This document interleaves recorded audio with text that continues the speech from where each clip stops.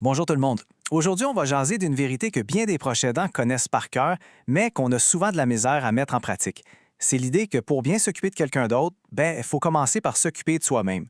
C'est pas juste un beau slogan, là, c'est carrément essentiel. On l'entend souvent, cette phrase-là, hein? À être proche aidant, c'est un marathon, pas un sprint. Et c'est tellement vrai. Pensez-y.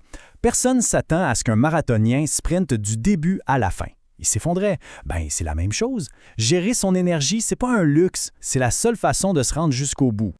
OK, alors plongeons dans le vif du sujet, le poids du stress. Qu'est-ce qui arrive pour vrai quand le vase est juste trop plein?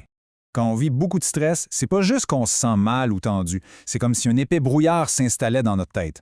Ça devient vraiment difficile de penser clair, et encore plus de trouver des solutions nouvelles quand un imprévu arrive. On est comme pris dans la routine de la réaction. Justement, cette capacité-là à s'adapter, à jongler avec les situations qui changent tout le temps, ça porte un nom, la flexibilité cognitive. C'est un peu comme un super pouvoir du cerveau pour gérer ce qui est inattendu. Le hic, c'est que le stress, surtout quand il dure longtemps, c'est la kryptonite de ce super pouvoir. Puis on s'entend, quand on accompagne un proche, de la flexibilité, on en a besoin à la tonne. Bon, pour que ça soit bien clair, on va regarder l'impact d'une pause avec un exemple bien concret. Un lien qui va tout révéler. Alors, mettons-nous en situation. Scénario A. Le proche est agité. La personne qui l'aide, elle, est au bout du rouleau. Le vase est plein, le stress est dans le tapis. À ce moment-là, la fameuse flexibilité cognitive, elle est où? Nulle part. La réaction, c'est quoi? La rigidité, la frustration, l'impatience. On a l'impression d'être dans un cul-de-sac. OK, maintenant, scénario B. C'est exactement la même situation. Le proche est agité. Mais il y a un gros mais. La personne proche aidante, elle, a pris une pause. Juste un petit moment pour respirer. Le niveau de stress a baissé d'un cran. Et là, devant la même agitation, tout d'un coup, le cerveau a de l'espace. La réaction est plus calme. On trouve une solution différente, on est plus rassurant, la situation est la même, mais la réponse, elle, est complètement transformée. Ça nous force à nous poser la question, hein? Quelle différence une simple pause peut faire? Et pas juste dans l'immédiat, là. Pensez à l'impact sur la relation au complet, au jour le jour. Alors comment on fait pour passer de juste réagir à vraiment connecter? Une première piste, c'est de regarder au-delà du rôle d'aidant pour retrouver la relation. L'idée, c'est de trouver des moments qui n'ont rien à voir avec les soins.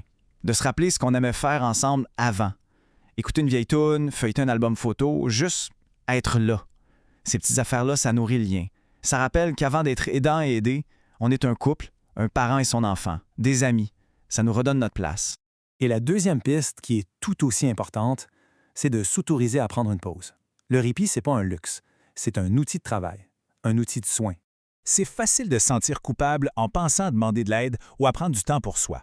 Mais il faut essayer de voir ça autrement.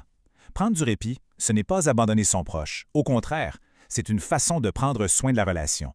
C'est s'assurer de revenir avec plus de patience, plus de jus, plus de soi, finalement. Et les avantages sont bien réels, autant pour l'un que pour l'autre. Évidemment, ça donne un moment pour souffler, pour faire baisser la fatigue et le stress. Ça veut dire qu'au retour, on est plus disponible pour bien répondre aux besoins. Mais c'est bon aussi pour la personne aidée. Ça lui offre une nouvelle stimulation, un autre environnement. Et au fond, déléguer, c'est se donner la permission de se retrouver, de juste être. Et s'il y a une seule phrase à retenir de tout ça, ce serait celle-là. Pour bien répondre et identifier les besoins du proche, il faut prendre le temps d'identifier ses propres besoins. C'est ça, la base. On ne peut pas donner ce qu'on n'a pas. On ne peut pas verser de l'eau d'un vase qui est déjà vide.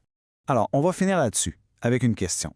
Puis le but, c'est pas de rajouter une pression, mais juste d'ouvrir une petite porte. Sans penser à tout révolutionner demain matin, là, quelle pourrait être la toute première petite chose, le premier petit pas, juste pour prendre soin de soi?